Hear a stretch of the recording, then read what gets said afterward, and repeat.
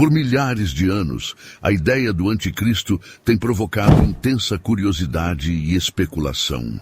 Esse personagem enigmático é central nas profecias bíblicas do fim dos tempos e estaria ligado à conhecida marca da besta. Em vez de buscar respostas em teorias ou suposições, o vídeo propõe uma análise direta e fiel da Bíblia para identificar o anticristo. O canal Água Viva Bíblia convida os espectadores a acompanhá-lo nessa descoberta e, se ainda não são inscritos, a ativarem as notificações para não perderem conteúdos impactantes. O vídeo rejeita rumores e teorias infundadas, focando exclusivamente naquilo que a Bíblia diz, especialmente no livro de Apocalipse, onde se afirma que Deus revelou a Jesus a mensagem profética para mostrar aos seus servos as coisas que em breve acontecerão. Aqueles que leem e guardam essas profecias são considerados bem-aventurados, pois o tempo da revelação está próximo.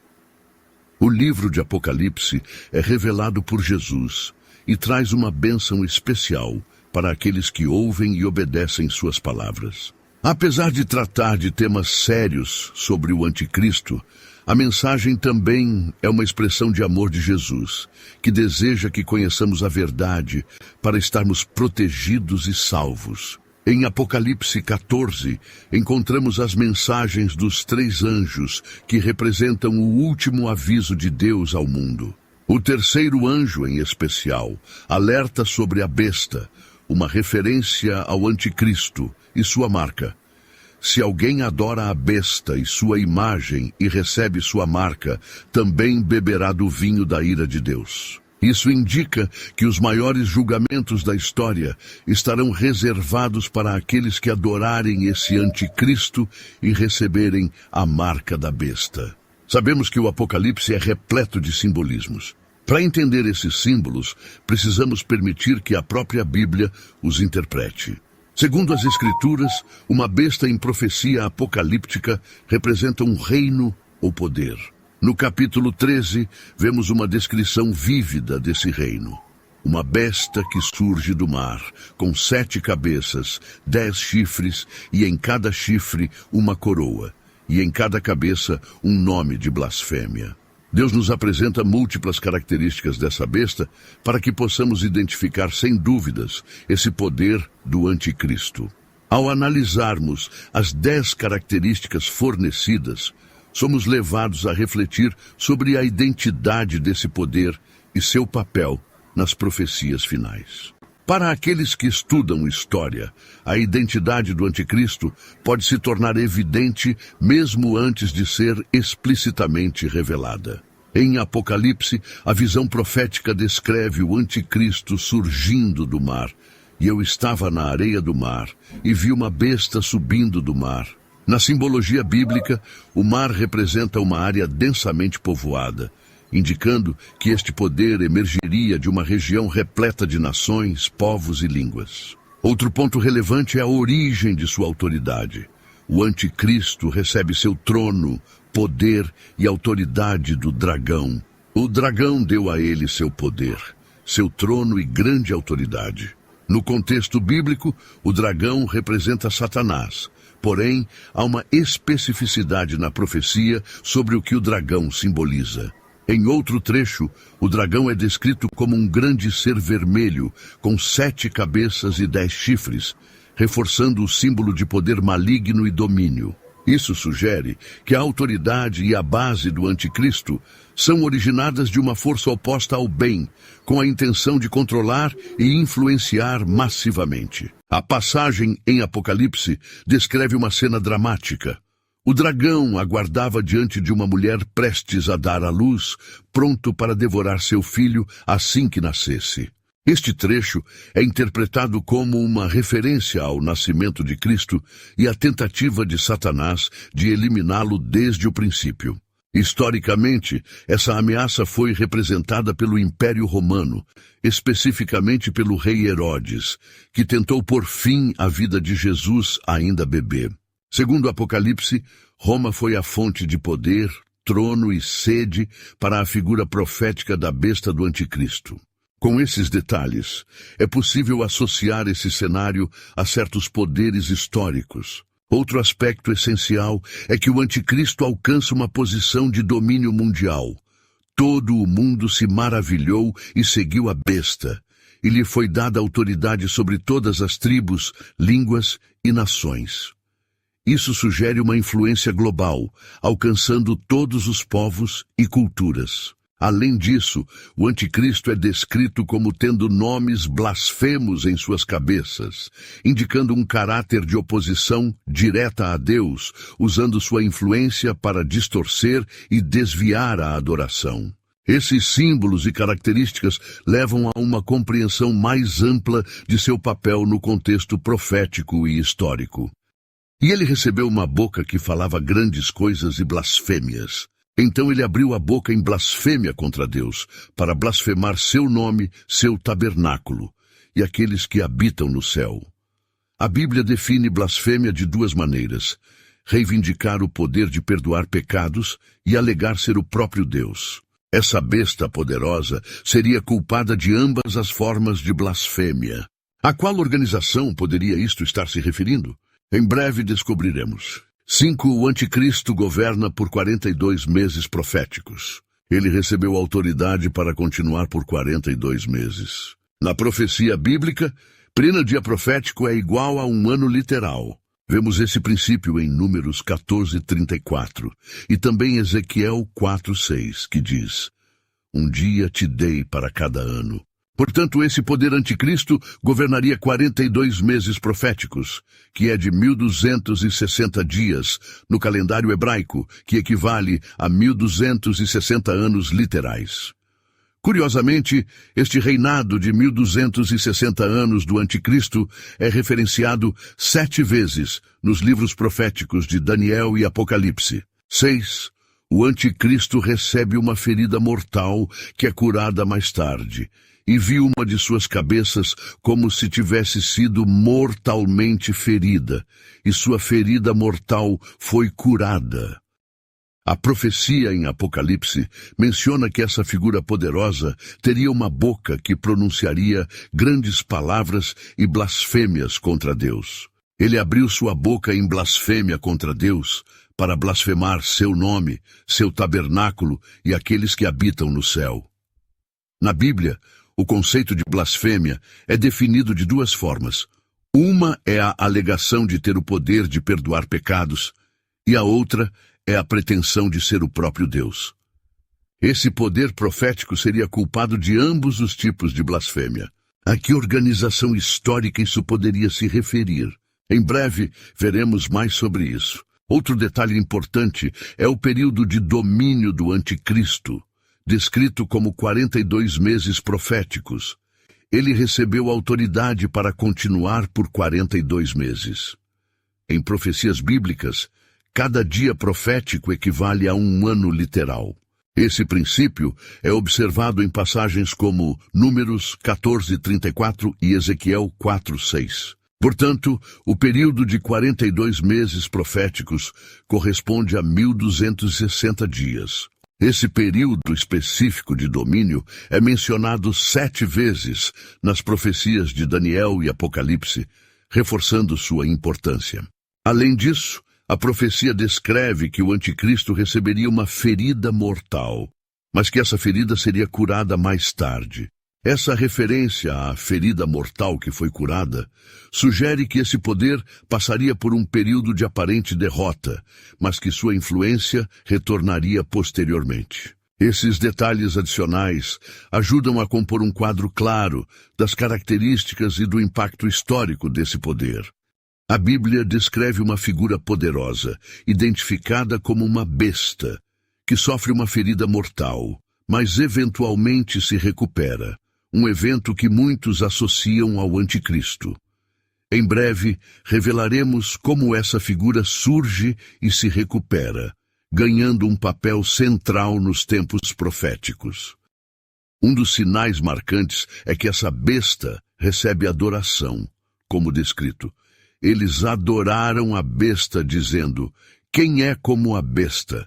Quem é capaz de fazer guerra contra ela? Esse tipo de reverência sugere que o anticristo teria uma influência única, combinando poder político e religioso, distinguindo-se de qualquer outra nação. Outro aspecto descrito é a perseguição contra o povo de Deus. Esse poder é autorizado a fazer guerra contra os santos e a derrotá-los, tornando-se responsável por um período de grande perseguição e derramamento de sangue entre aqueles que são fiéis a Deus. Além disso, é mencionado que o anticristo seria liderado por um homem específico, indicado em Apocalipse pelo número de um homem. De forma paralela, no livro de Daniel, capítulo 7, o profeta menciona os chifres, que também representa o anticristo, caracterizado por olhos como os de um homem e uma boca que fala com arrogância. Essa referência destaca um líder que personifica o poder do anticristo, falando com pretensão e assumindo uma postura desafiadora em relação a Deus e aos seus santos. Essas características reunidas formam um retrato do anticristo como uma figura que combina poder político-religioso, busca a adoração, persegue os fiéis e é representada por um líder humano com um papel central na oposição a Deus. A Bíblia apresenta uma figura imponente, chamada de besta, que passa por uma grave lesão, mas posteriormente se recupera, o que muitos interpretam como uma referência ao anticristo. Em breve, exploraremos como essa figura reaparece, assumindo uma posição relevante dentro das profecias. Um dos traços distintivos dessa besta é o fato de receber adoração, como descrito no texto bíblico. Eles adoraram a besta, dizendo: "Quem é como a besta? Quem pode lutar contra ela?" Esse tipo de devoção sugere que o anticristo possuiria uma autoridade singular, unindo poder político e religioso e se destacando de qualquer outra nação. Outro elemento notável é a perseguição ao povo de Deus. Esse poder recebe a permissão para combater os santos e derrotá-los, assumindo a responsabilidade por um período de intensa perseguição e derramamento de sangue entre os devotos de Deus. Além disso, o anticristo é descrito como sendo liderado por uma figura humana específica, conhecida pelo número de um homem, no Apocalipse. De forma semelhante, o livro de Daniel, no capítulo 7, fala de um pequeno chifre que simboliza o anticristo, caracterizado por olhos como os de um homem e uma boca arrogante. Essa descrição ressalta um líder que incorpora o poder do anticristo, expressando arrogância e assumindo uma posição desafiadora contra Deus e seus seguidores. Essas descrições formam uma imagem do anticristo como uma figura que reúne poder político-religioso, busca adoração, persegue os fiéis e é representada por um líder humano centralizado em sua oposição a Deus. O Papa, frequentemente chamado de Rei e Pontifex Maximus, é considerado o sucessor de César, o que sugere uma continuidade simbólica entre a liderança papal e a autoridade antiga de Roma. O papado recebeu uma ferida mortal, que agora está curada. Mais uma vez, o papado recebeu esta ferida mortal em 1798. O general de Napoleão, Berthier, levou o papa cativo, mostrando a vulnerabilidade e fraqueza do papado, efetivamente terminando seus 1260 anos de reinado. No entanto, a Bíblia profetizou que essa ferida mortal algum dia seria curada. Ninguém discutirá o poder universal, influência e prestígio que o papado tem agora. Hoje, a influência do papado no cenário mundial é novamente evidente, com o movimento ecumênico buscando unir as várias vertentes do cristianismo e pôr fim ao protesto que antes fundamentava a fé protestante. Em um exemplo desse movimento, o bispo Tony Palmer, em um encontro ecumênico com o evangelista Kenneth Copeland e líderes de igrejas, afirmou que o protesto acabou, destacando o esforço contínuo para integrar todas as tradições cristãs sob uma única visão de unidade. O protesto acabou, Palmer não apenas afirma que o protesto contra o papado acabou, mas ele afirma ousadamente o seguinte: se não há mais protesto, como pode haver uma igreja protestante? Amigos, um movimento está em andamento para minar a fé protestante e se reunir com Roma. O próprio Papa falou por vídeo, neste mesmo evento, de um simples homem entre a multidão, que uma vez disse: eu nunca vi Deus começar um milagre sem que ele o terminasse bem. Ele vai completar o milagre da unidade.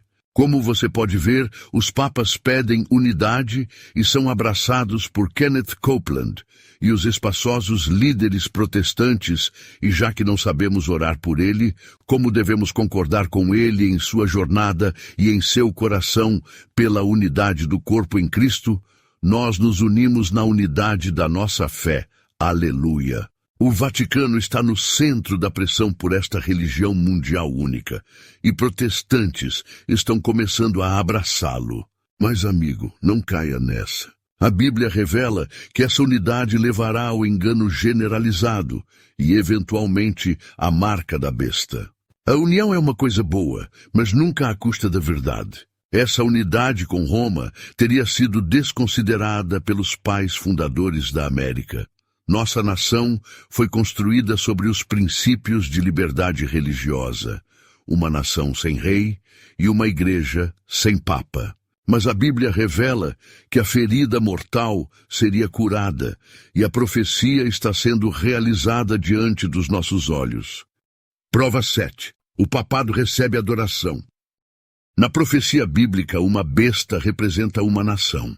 No entanto, a besta descrita em Apocalipse 13, associada ao anticristo, é diferente das demais, pois representa uma nação e um poder religioso que recebe adoração. Não há dúvidas de que o papado se encaixa perfeitamente nesta descrição.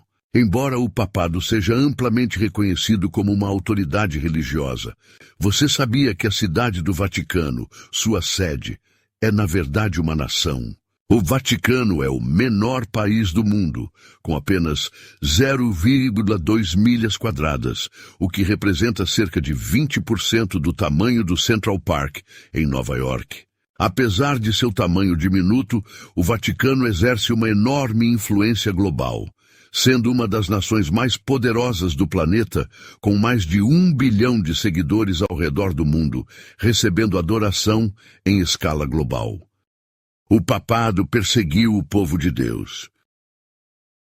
A Bíblia previu que o poder associado ao anticristo derramaria o sangue do povo de Deus, os santos. A correspondência entre o papado e essa profecia é indiscutível.